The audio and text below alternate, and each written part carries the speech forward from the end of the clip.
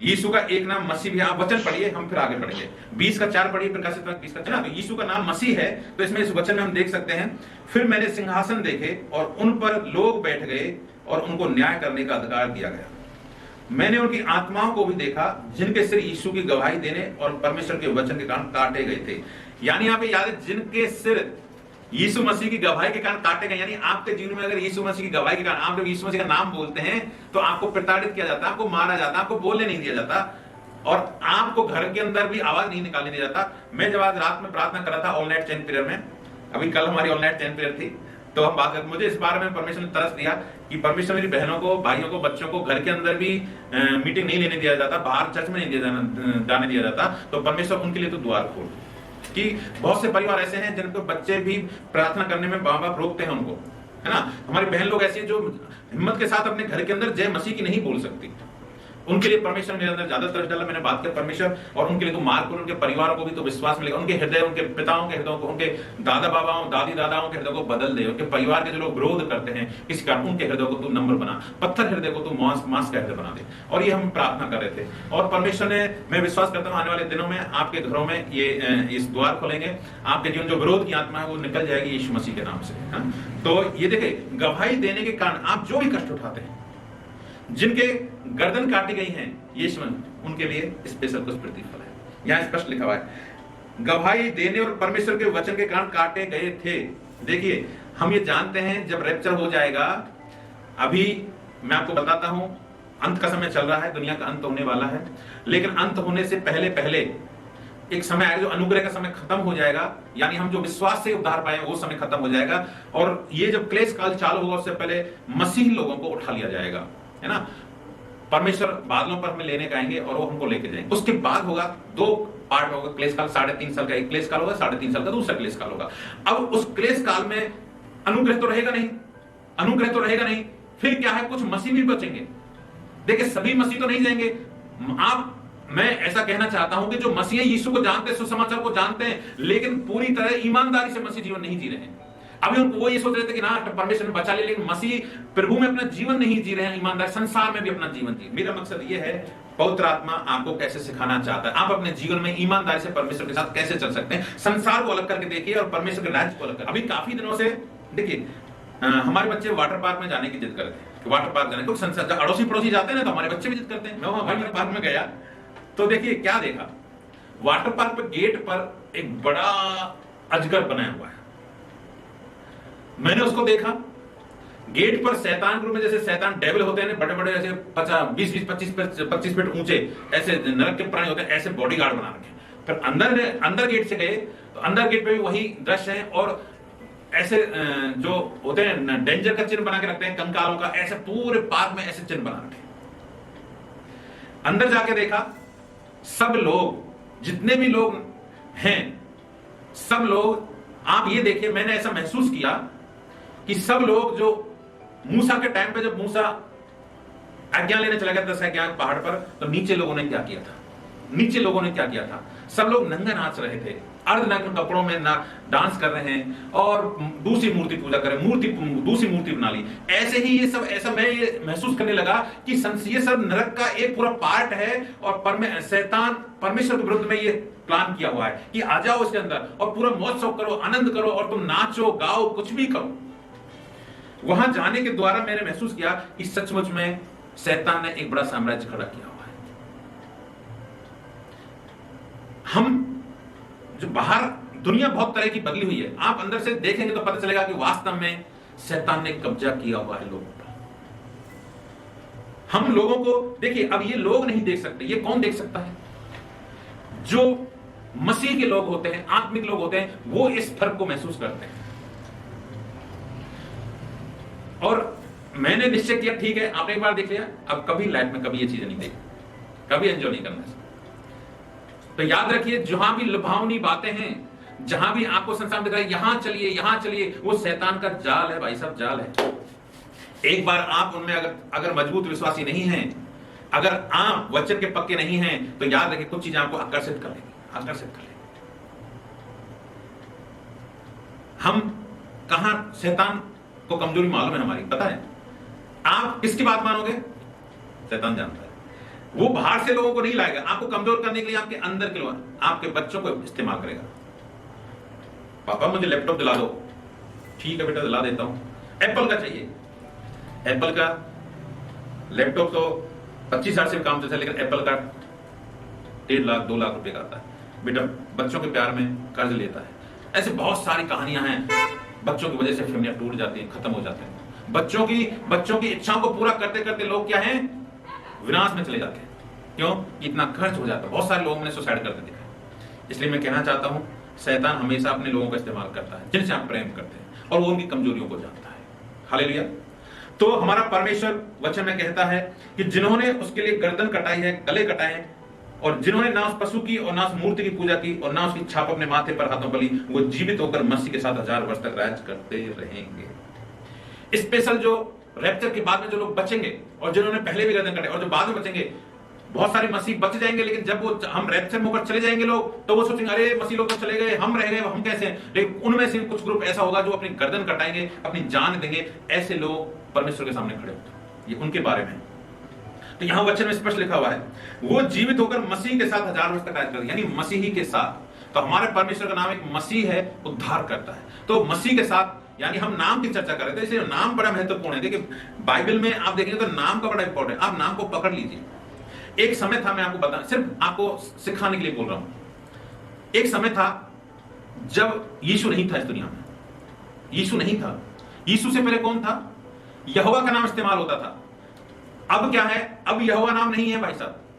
अब यीशु के नाम को एक अधिकार दिया गया है, सत्ता दी गई है। बिना यीशु के नाम के आप स्वर्ग नहीं जा सकते।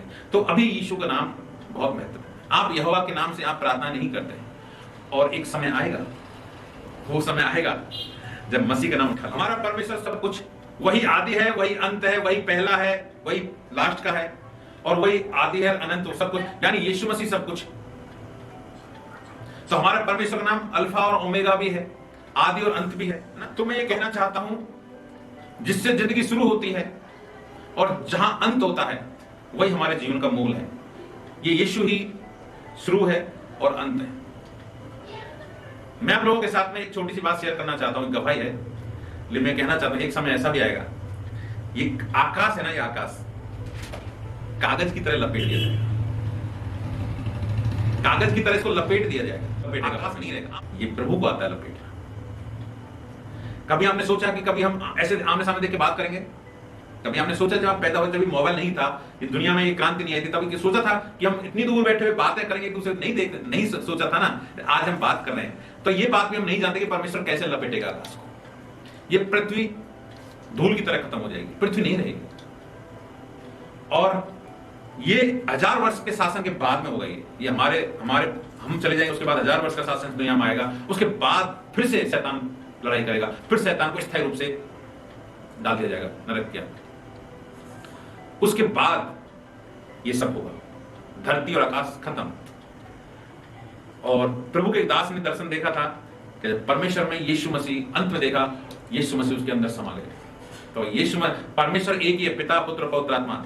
इनको हम अलग नहीं, लेकिन आज हम अलग अलग करके बात करते हैं। कुछ ये अलग स्पेशल गहराई की बात है, जिन्हें हम समय आने पर आपको बात करेंगे। लेकिन मैं इतना कहना चाहता हूँ कि परमेश्वर सिर्फ एक ही है। आप ऐसा मत सोचिए कि हम जब पिता बोलते हैं तो आपको पिता को अलग करके देखिए, पुत्र को अलग करके देखिए, पवित्र आत्मा को अलग नहीं है, एक ही है। लेकिन इस समझने के लिए हमें जरूरी है। एक लास्ट वचन हम देखेंगे, जो प्रभु यीशु मसीह का नाम, भोर का चमकता हुआ तारा, उसका एक नाम है, भोर का चमकता हुआ तारा। बोलिए, भोर का, हमारा परमेश्वर भोर का चमकता हुआ तारा है। 22 का 16 पढ़िए, 22 का 16।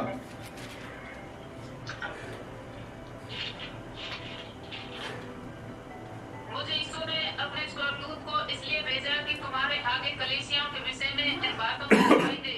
मैं दाऊद का मूल और वंश और भोर का चमकता हुआ तारा हूं। हालेलुया। भोर का चमकता हुआ तारा। देखिए, ये नाम प्रकाशित वाक्य में है, सारे नाम जो मैंने बोले। अब इन नामों का अपना एक महत्व है। अब हमने जो वचन क्वेश्चन पूछा था ना हमसे, मैंने तुम्हें क्यों चुना है, इसका मतलब है मेरी प्रतीति करो, मैं जैसा करता हूं वैसा तुम भी करो। यानी हम बच्चे की तरह बोल सकते हैं, अरे मेरी नकल करो, मैं कैसे कर रहा हूं काम को। तो ये नाम है ना, नकल है। हमारा प्रभु कौन है? हमारे यीशु कौन है? भोर का चमकता तारा भी है। भोर का चमकता तारा क्या काम करता है पता है आपको? जब रात ढल जाती है 3-4 बजे के बाद में, जब कुछ किरणें भी नहीं फूटती, लेकिन वो तारा आपको रास्ता दिखाता है। तो हमें मार्ग दिखाने वाला, राह दिखाने वाला ये काम करता है। तो यीशु हमें मार्ग दिखाता है, यीशु हमारा मार्ग है। तो आपको क्या बनना है? आपको भी इस दुनिया में भटके हुए लोगों का, जो लोग भटक रहे हैं, जो लोग नाश में जा रहे हैं, उनको मार्ग दिखाने वाला आपको बनना है। क्योंकि हमारा यीशु भी क्या करता है? वो मार्ग है, आपको भी मार्ग बनना है। तो हमको नकल करना है, नहीं करना है। तो ये नाम है, हमें दिखाते हैं कि हमें नामों के अनुसार हमको बनना है। तो हमने अभी तक जो बात किया है, ये इतने सारे नाम थे, हमने नामों पर चर्चा किया, लेकिन इन नामों का, यीशु के नाम का एक महत्व क्या है, बड़ा एक मीनिंग क्या है, और इनसे होता क्या है इस नाम से, हम उसके बारे में भी हम चर्चा कर रहे थे। बढ़े हम, आपको कोई ऐसा लगा कि नाम का कोई, आपका जितने भी हम नामों पर चर्चा की, आपको कुछ लगता है कि आपको, आपके हृदय में कुछ क्वेश्चन है, कोई आपको पूछने की इच्छा है, आप पूछ सकते हैं, ठीक है। और आप व्यक्तिगत भी अगर परमेश्वर के वचन के बारे में जानना चाहते हैं, तो मैं आपसे कहना चाहता हूं, संकोच करने की जरूरत नहीं है। देखो, मैं कोई ज्ञानी पुरुष नहीं हूं, याद रखिए, पहली बात है, मैं कोई ज्ञानी पुरुष नहीं हूं, मैं कोई विशेषज्ञ नहीं हूं, पीएचडी किया हुआ व्यक्ति नहीं हूं, लेकिन पवित्र आत्मा जितना मुझे सिखाता है वो मैं आपको सिखाता हूं। जितना मुझे अनुभव देता है, मैं वो आपको, हो सकता है कभी कभी क्या है, पवित्र आत्मा मेरे लिए कुछ अलग से अनुभव देगा, लेकिन वो आपके लिए शायद काम ना आए। कभी बहुत सारी चीजें अलग अलग व्यक्तियों अलग काम आते हैं। तो जब मैं बोलता हूं तो शायद कभी कभी ऐसा आपको लग सकता है कि शायद ये सूट नहीं करे, लेकिन परमेश्वर परिस्थितियों में, अलग अलग परिस्थितियों में अलग अलग बात करता है। याद रखिए, एक ही बात से प्रभु अलग अलग लोगों का अलग अलग इलाज करता है। तो हमेशा जब परमेश्वर वचन से बातें की जाती हैं, तो उस वचन के अलग अलग मायने हो सकता है आज जो वचन आपने सुना है, वो आपको 10 साल बाद काम आए। हो सकता है आज, क्योंकि प्रभु को मालूम है, जब तुमको उस समय कोई वचन बताने वाला नहीं होगा, जब आपके लिए कोई प्रार्थना करने वाला नहीं होगा, आप कभी ऐसा महसूस करें, ओ मैं तो अकेला हूं परमेश्वर, मेरी पत्नी भी नहीं, बच्चे भी नहीं, क्या मुझे उठा ले परमेश्वर, से तो मरना अच्छा है।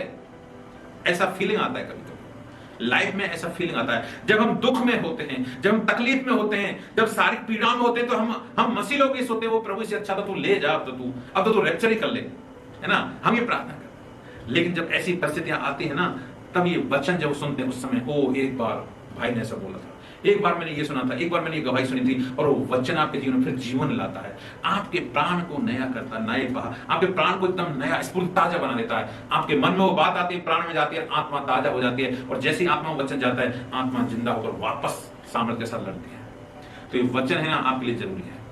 अगर वचन नहीं है तो सब बात छोटी है, वचन ही हमको जिंदा रखता है। याद रखिए, देखिए यीशु के नाम, अभी हमने यीशु के नाम अलग अलग नाम जाने, लेकिन यीशु के नाम का एक महत्व भी है, उसकी एक सामर्थ है, अलग अलग काम करता है, अलग अलग काम करता है। तो उन काम क्या करता है यीशु का नाम?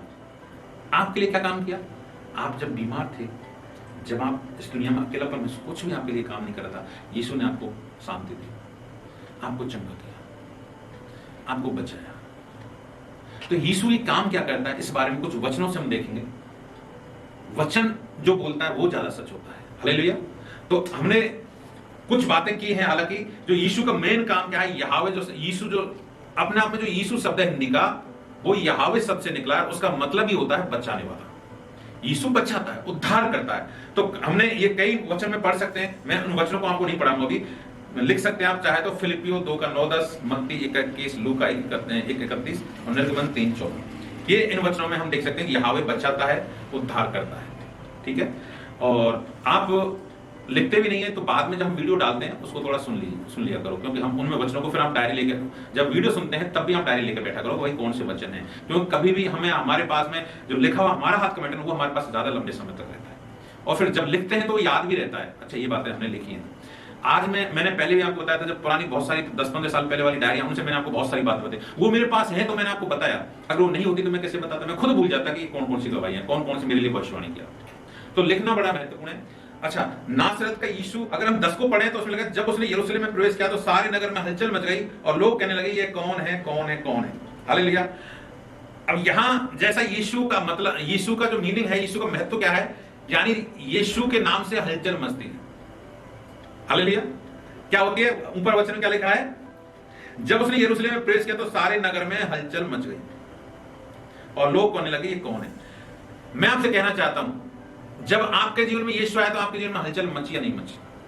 आपके परिवार में अभी भी हलचल है और होती रहेगी। आज से 2000 साल पहले भी हलचल हो रही थी, आज भी हो रही है, आगे भी होगी जब तक अनुग्रह का समय है। तो यीशु के नाम में आप जब जाते हैं, अरे ये कौन आया, यानी लोग यीशु को नहीं जानते, लेकिन आपके अंदर यीशु बैठा है, तो ये कौन है, क्या करता है, प्रार्थना करता है, किसके नाम से करता है, कैसी प्रार्थना होती है। अभी इसमें मरकुस 1:24 एक वचन पढ़ेंगे।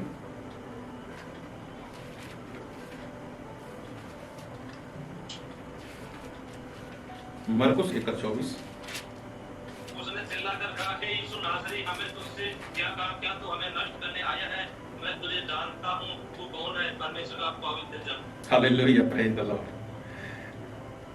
Praise the Lord. उसने चिल्लाकर कहा, हे यीशु नासरी, हमें तुझसे क्या काम, क्या तू हमें नष्ट करने आया? मैं तुझे जानता हूं, तू कौन है, परमेश्वर का पवित्र जन। ये कौन कह रहा है मालूम है आपको? अरे दुष्ट आत्मा कह रहा है, लोग नहीं कह रहे।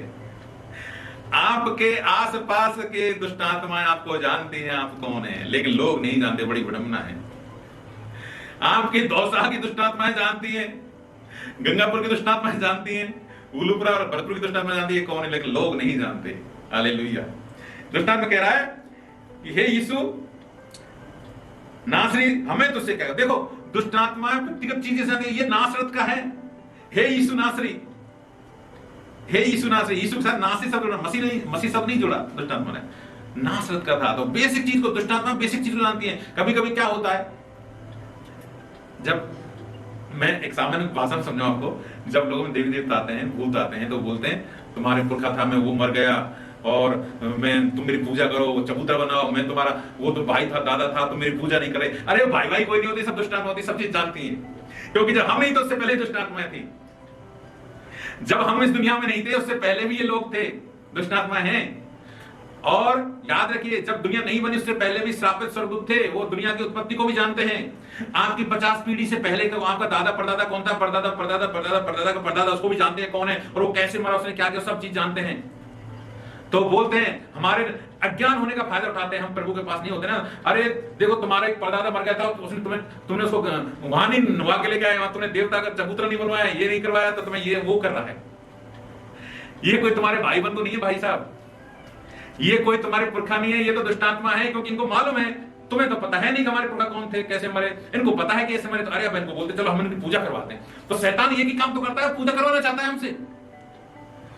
उसका एक ही मकसद है, तुम उसकी पूजा करने करो, वो परमेश्वर के स्थान चाहता है कि मैं तुम्हारा परमेश्वर बन जाऊं। और ये दुष्टात्मा जानती है, जैसे ये यीशु नासरी, मुझे तुझसे क्या काम, तू हमें समय से पहले नष्ट करने क्यों आया है? देखिए, जब आप प्रार्थना करते हैं, बोलते हैं दुष्ट निकल बाहर यीशु के नाम से, तो वो नष्ट होते हैं, उनका राज्य खत्म होता है। तो इसलिए तुमसे डरते हो।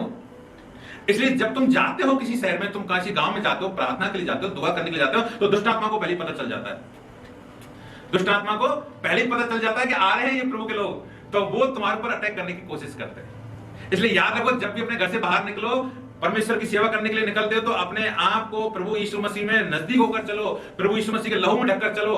ऐसा नहीं कि आप प्रार्थना उपवास भूल गए, महीनों तक कोई प्रार्थना नहीं करी, महीनों तक कोई उपवास नहीं किया, प्रभु से कोई मतलब नहीं है, चलो हम प्रार्थना करें, नहीं, आप हार जाओ। इसलिए मैं कहता हूं ये युद्ध है, परमेश्वर में लगातार हम बने रहते हैं। देखिए, प्रभु के नजदीक होने का मतलब क्या है मालूम है? एक छोटा बच्चा है, अभी जैसे बीना बहन गोद में बच्चा बैठा है, हमेशा बैठना चाहिए ऐसे। अभी छोटा बच्चा, लेकिन अभी छोड़ के गया तो बिल्ली से भी डरेगा, कुत्ते से भी डरेगा, कोई दूसरा कोई घर के सामने होकर जा रहा है, माँ बाप नहीं है, तो दूसरा कोई आदमी ऐसे बच्चे को डराएगा तो वो भी डर जाएगा। माँ बाप के साथ होते कोई नहीं डरा सकता। तो इसी तरह हमें मसीह लोगों को हमेशा यीशु के पास रहना चाहिए, हमें अपने यीशु को छोड़ना नहीं है, हमको दूर नहीं जाना है। अरे शादी आ गई तो कोई दिक्कत, 3 दिन तक तो चलो प्रार्थना बंद कर देते हैं, टेंशन नहीं।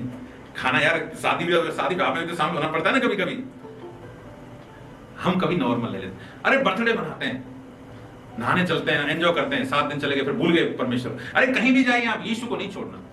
आप प्रार्थना, आप कहीं भी जा रहे हैं, पहाड़ों में घूमने जा रहे हैं, शादी में जा रहे हैं, लेकिन यीशु को पहले रखो, यीशु के साथ जाओ, यीशु की बात करो, यीशु की चर्चा करो, अपने दोस्तों के साथ यीशु की बात करो। दुष्ट आत्मा भाग जाएंगे। जब यीशु का नाम आता है ना, तो आपके जो दोस्त लोग बैठे हैं वो आपको छोड़ के चले जाएंगे। आप सोचेंगे यार क्या हो रहा है, कोई हमारे साथ बात ही नहीं करना चाहता। अरे प्रभु तो यही चाहता है तुम्हारे साथ कोई फालतू लोगों को बैठाना नहीं चाहता। हालेलुया। तो ये छोटी छोटी बातें हैं जिन्हें आपको अपने जीवन में अंगीकार करना है, ध्यान रखना है। और याद रखिए, युद्ध है और दुष्ट आत्माएं जानती हैं, और इसमें तू हमें समझ कर नष्ट करने, तू, मैं तुझे जानता हूं तू कौन है। देखिए, कभी कभी मैं इस बात को कब जाना कि दुष्ट आत्मा हमको जानती है, मेरे एक अनुभव था, जब मैं ज्यादा सेवा में नहीं था और अच्छा एक विश्वास में ज्यादा नहीं होते, तो पास्टर मुकेश की बहन थी, मुकेश की शादी थी, तो उसकी बहन को दुष्टात्मा आया। तो दूल्हा था वो बाहर था, लेकिन उसकी बहन चिल्ला रही थी और सब लोग इकट्ठे हुए थे। तब मैं उनके घर पे गया, तो जैसे ही मुझे देखा उस लड़की ने, वो दूर से हाथ करके नहीं नहीं नहीं, जैसे कोई डरता है, नहीं नहीं नहीं, ये ऐसे करके चिल्लाई जोर से। तब मुझे पता चला मेरे से क्यों ऐसे कर रही है। सब लोग इसके आसपास खड़े रहे, उसको किसी से कोई प्रॉब्लम नहीं है, लेकिन जैसे उसने मुझे देखा वो चिल्लाने लगी और हाथ करके जोर जोर से बोले नहीं नहीं, इसको दूर करो, दूर करो। तो आपके अंदर जब यीशु मसीह होता है, दुष्टात्मा चिल्लाती है, जा भाई यीशु जा। अरे वो आपके अंदर यीशु रहता है, उसको जानता है। आपके अंदर से यीशु दिखता है दुष्टात्मा को, आपके अंदर में यीशु है, ये दुष्टात्मा को दिखता है। इसलिए याद रखिए, यीशु के हमेशा गोद में बैठे रहना है। अरे हम तो बच्चे हैं, आप अपने आप की उम्र को ऐसा मत सोचिए मैं बच्चा, अरे हमारा यीशु तो युगान युग का है, तो हम तो उसके बच्चे ही हैं। हालेलुया। तो हमेशा यीशु के पास रहना है और हमेशा परमेश्वर के गोद में बैठना है, फिर वो हमसे प्रेम करता है। इसलिए फिर हमसे बोल सकते हैं, जब भी मैं ज्यादा बोलता हूं यीशु आई लव यू, पवित्र